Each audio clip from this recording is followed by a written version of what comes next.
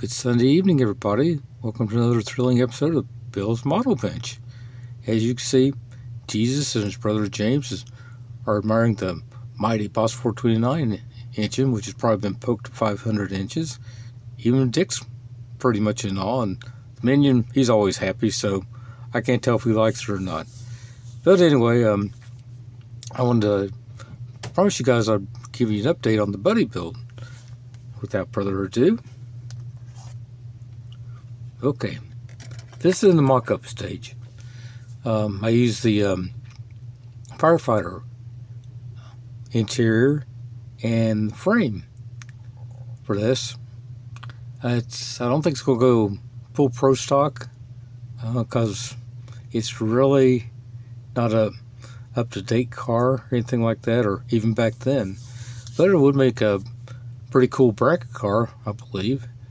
So no Boss, even though it'll be wicked and everything, it's not going to get a Boss 429. Probably something closer to a small block Ford, or possibly even a big block Ford. You never know. But anyway, that's what I got so far. The front wheels are 3D printed. The back ones are out of the parts box. The hood scoop, let's see, that's out of the parts box also. And kind of like where the direction it's going so far. It's kind of cool looking. Not sure what I'm going to do with the bumpers, because they stick out way too far and everything. And let's see, of course, that's a little better. But anyway, lots of mold lines that I addressed, and things coming out a little bit better. And of course, cameraman, I'm going to fire that guy. But anyway, I did fill in the gas cap lid a little bit. And let's see, like I say, this is in the mock-up stage. Once I get a little more serious with it, it'll be pretty, sitting well and everything. And let's see.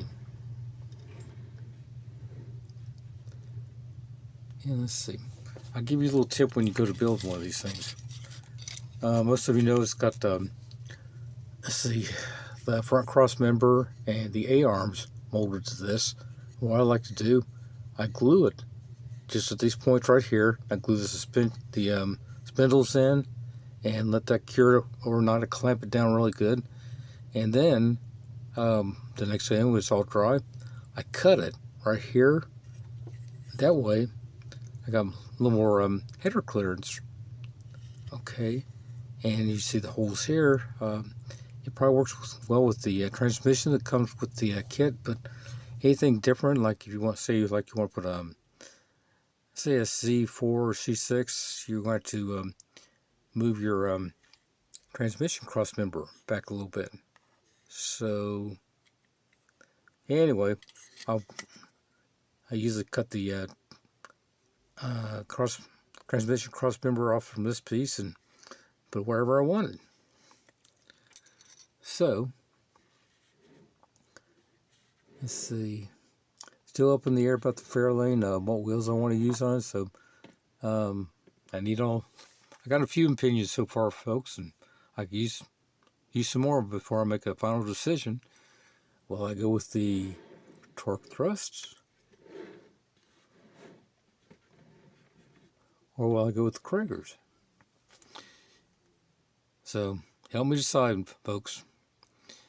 And like I said before, it's got my understudy chassis in it. And once I start getting a little more serious with it, it will have a little more proper chassis and everything.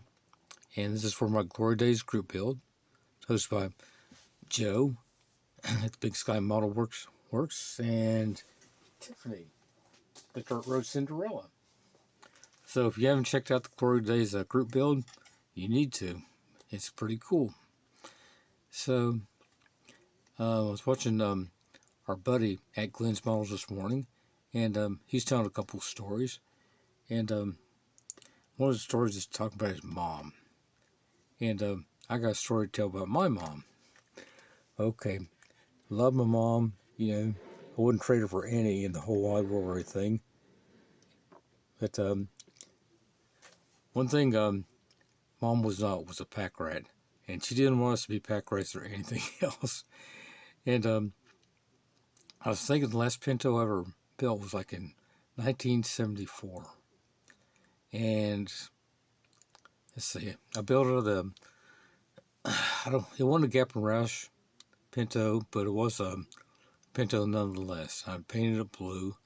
And anyway, I left home and I had it sitting proudly on my shelf along with a Firefighter Mustang. And next time I came home to visit, stuff like that, they were gone.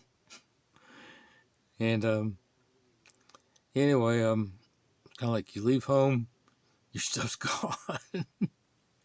She wouldn't put it in storage, it went in the trash. But love her anyway. I still wouldn't trade her for anybody. But anyway, we can all relate to that, I guess, in some way or the other. And told you guys I was going to the house of the Lord this morning. Well, I was there, and preacher told us a funny story. He talked about this young pastor and this old pastor. And anyway, the young pastor came to the older pastor with a problem. He said that in my sermons, after a while, I noticed people start nodding off. And what can I do to alleviate that? And the older pastor told him, said, okay, I used to have that problem when I was younger, but here's how I fixed it. As soon as I saw somebody nod off, I would say to them, last night I was in the arms of a beautiful woman, and she was another man's wife. And once that got their attention and everything, he would go on to say, my mother gave me a hug last night. And so the young preacher thought that was pretty good, and he thought I'd try it. So sure enough, next sermon he went to, folks started nodding off, and he said it. He said, last night I was in the arms of a beautiful woman, and she wasn't my wife. And once it got their attention, that's when he told them, I was in the arms of my mother, and she was giving me a hug. So that seemed to work pretty good. So next time he's at the pulpit, he noticed people nodding off, and sure enough, he said, last night I was in the arms of a beautiful woman, and she wasn't my wife. But then he forgot to say anything else, and he got in a lot of trouble.